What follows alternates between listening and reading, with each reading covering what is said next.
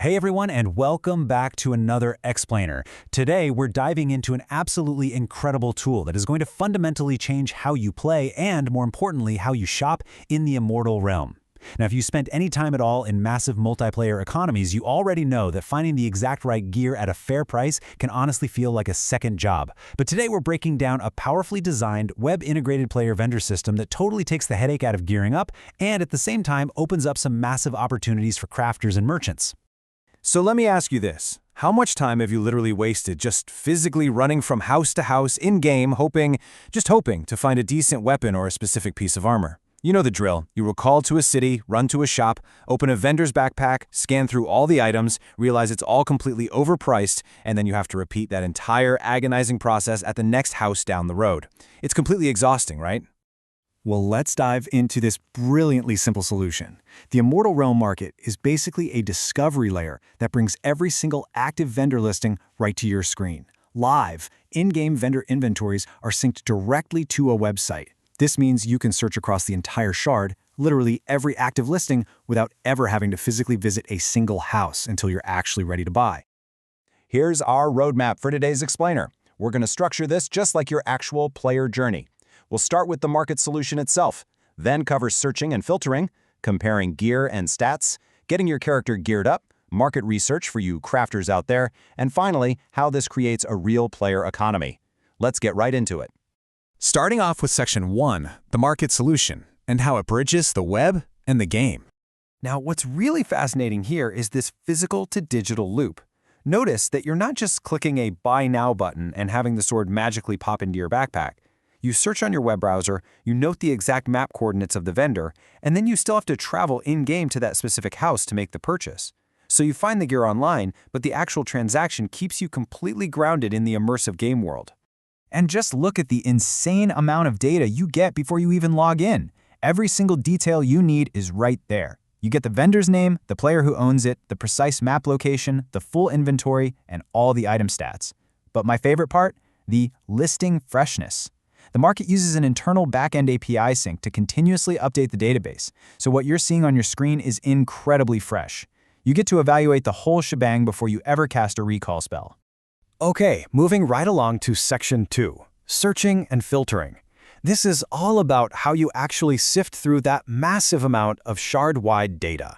The search parameters are deliberately kept really simple for now. You can just search by the item's name, like typing longsword into the query, or you can search by item type, like plate armors. Then you sort it. Because the queries are currently capped at a maximum of 200 results, your absolute best strategy is to query what you want, sort by ascending price, and then just quickly scan down that list with your own eyes to find the stat threshold you're looking for. Which brings us nicely to Section 3, comparing gear and stats. Let's look at a common scenario to really understand the nuances of pricing here. Picture this. You're scanning the results and you see two seemingly identical magic swords. The magic stats look exactly the same, but one costs significantly more than the other. Why is that? Well, it usually comes down to the material tier. A sword forged from rare veritite ingots is going to boast a much higher base damage output than your standard iron sword, even if the magical modifiers layered on top are totally identical. But beyond the base materials, you really have to account for these hidden variables. Was the item crafted with high-tier runic tools? Those allow for stat ceilings that standard crafting discs can't reach. Does it have a Grandmaster Crafter signature? That often gives you bonus modifiers. Then there's durability. A pristine weapon at 200 out of 200 durability is obviously worth way more than one hanging by a thread at 80. And here's a really fun fact. Vendors out in the middle of nowhere usually offer heavily discounted prices just to entice travelers to make the trek. Now, this chart right here is an absolute lifesaver for decoding those opaque magic properties. Damage increase and spell damage increase are your direct multipliers. Hit chance and defense chance dictate if you're going to strike or get struck. Lower region and lower mana costs are absolutely crucial for keeping a mage's economy afloat. But check out that last row, Mage Weapon.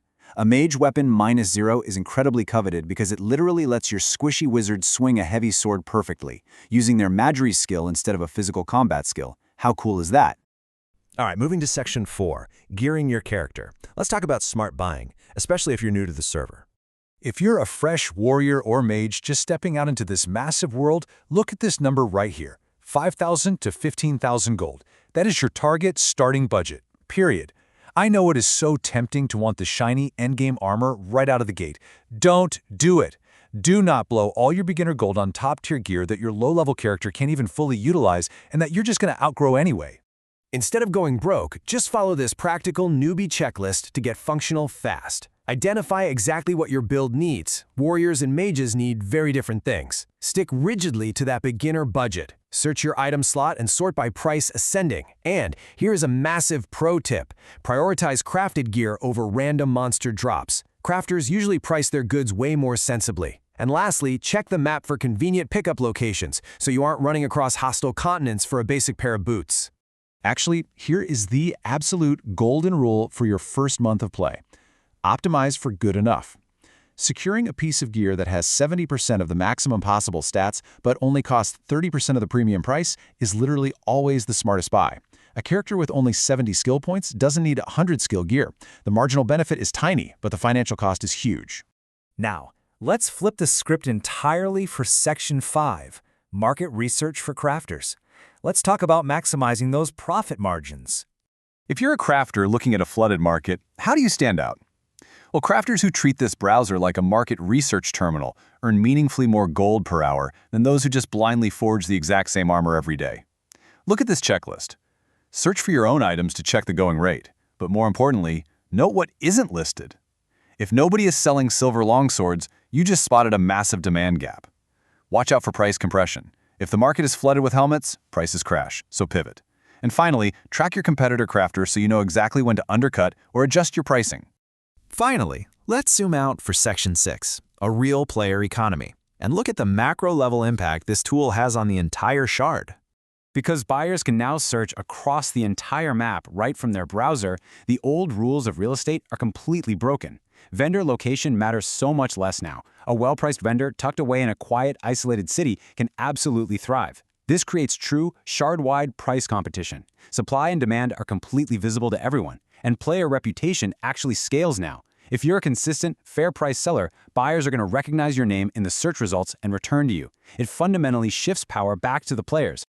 I absolutely love this quote from the source material because it perfectly captures the transformation. Without this tool, you just have vague amounts of gold sloshing around in localized, inefficient pockets. But the market browser acts as the critical infrastructure that turns chaotic, localized bartering into a sophisticated, transparent, and highly competitive virtual ecosystem.